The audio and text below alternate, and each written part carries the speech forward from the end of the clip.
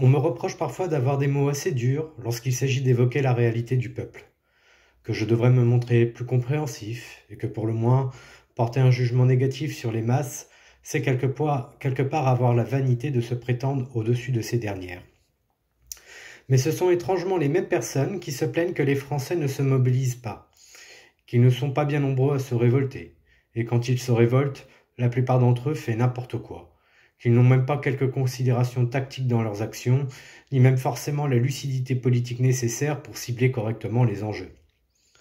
En fait, la distinction qui doit être opérée quand on refuse de tenir le discours d'un politicien parfaitement aimable, pondéré, caressant, ou autrement dit, un parfait faux cul, c'est celle de revendiquer avoir une conscience sociale qui vous pousse à vous battre pour le peuple, sans pour autant prétendre en être réduit à son niveau de servilité générale. Car si l'on s'en tient à l'exemple qui nous est livré avec la vaste opération d'ingénierie sociale du confinement suivi du port du masque obligatoire pour un virus qui n'a qu'une incidence très marginale sur la santé publique, constatons que nombreux sont les Français qui obéissent docilement à des consignes contre lesquelles ils devraient se révolter. Sauf s'il vous semble indispensable que je crie en chœur avec l'essentiel de notre dissidence que ce sont nos libertés publiques et l'économie du pays qui sont mises en péril par ces mesures arbitraires, vous comprendrez que je ne vois pas ce que je pourrais ajouter de plus pertinent à nos récriminations communes. J'estime faire partie d'une dissidence éclairée, être écouté essentiellement par des gens qui en font eux-mêmes partie. Je n'ai donc aucune raison de vous convaincre de ce que vous savez déjà. Pour des raisons et sensibilités aussi différentes que convergentes, nous partageons une même lucidité politique globale sur l'état de notre pays, mais aussi sur notre propre peuple.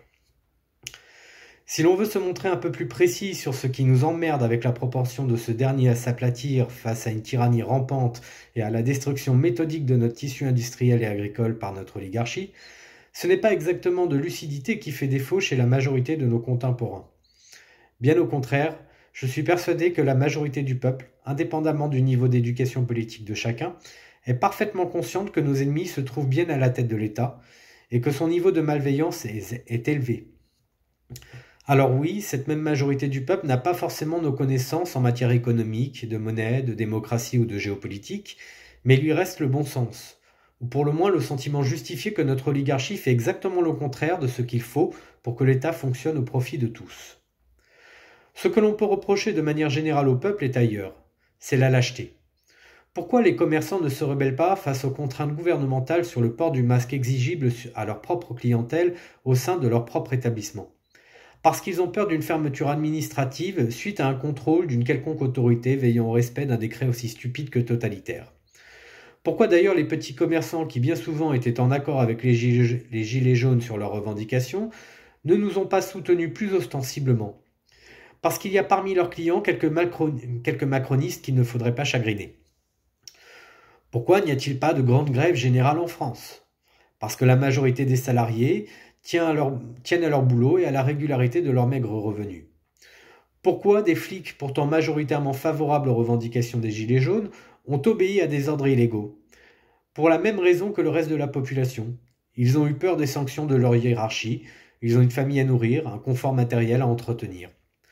Pourquoi, durant la Seconde Guerre mondiale, il n'y avait qu'une toute petite poignée de résistants en France? Parce que la majorité des gens tentaient de survivre en s'évitant des emmerdements inutiles. Ce n'est pas un problème de lucidité qui manque au peuple, j'insiste là-dessus. C'est un problème de courage, et j'irai même encore plus loin que cela, une incapacité à mesurer avec justesse sa propre raison d'être pour tout un chacun. L'expérience de la vie est éphémère et terriblement fragile. Que l'on soit croyant ou non en Dieu, il n'y a aucune explication philosophique à notre existence, aucun sens manifeste, sauf si l'on tient justement à donner du sens à sa propre vie. On peut faire le choix de vivre sa vie avec désinvolture et désintérêt pour le monde qui nous entoure. On peut fermer les yeux à toutes les injustices que l'on perçoit dans notre environnement immédiat ou à quelques milliers de kilomètres de nous. On peut prendre le parti d'un certain je m'en foutisme, s'assurer une existence simple et sans aspérité, mais à l'heure de notre dernier souffle, aura-t-on le sentiment que notre existence ait pu avoir une quelconque utilité pour le reste de l'humanité qui nous survit? Ce que la civilisation occidentale n'enseigne plus à ses enfants, c'est le dépassement de soi pour autrui, pour des causes nobles, pour l'amélioration du monde de façon générale. Nous fabriquons à la chaîne des êtres insipides et égocentrés qui refusent de donner une quelconque profondeur à leur propre vie. L'un des symptômes les plus évidents de ce mal-être proprement bourgeois, ce sont des causes faciles et valorisantes que défendent ceux qu'on appelle les bobos.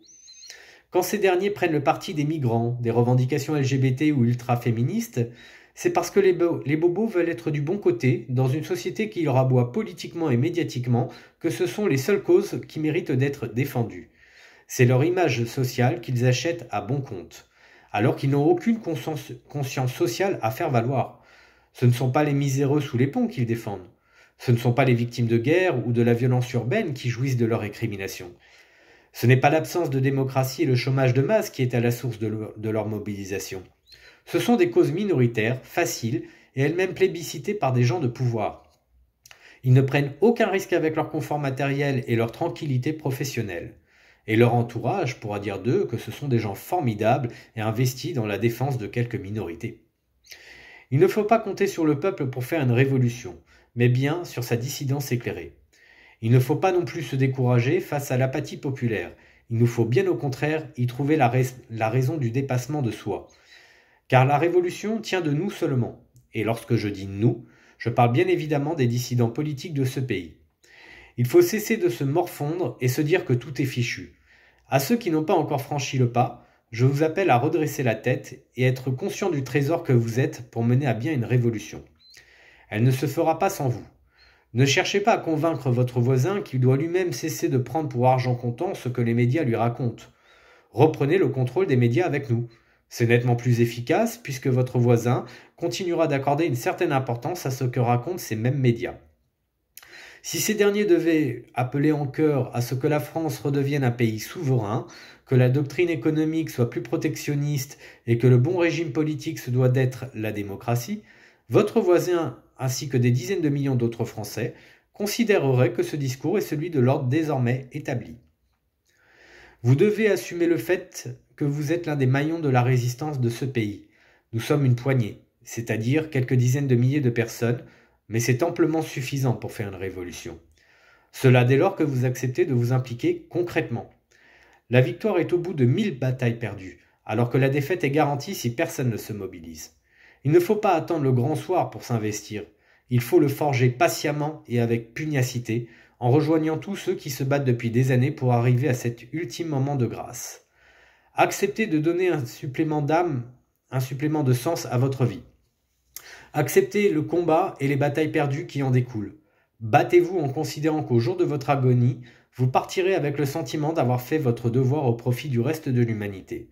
C'est un luxe que la majorité de nos contemporains n'auront jamais que de mourir avec un tel niveau de sérénité. Battez-vous et réservez la date du samedi 5 septembre pour nos prochaines mobilisations. À bientôt.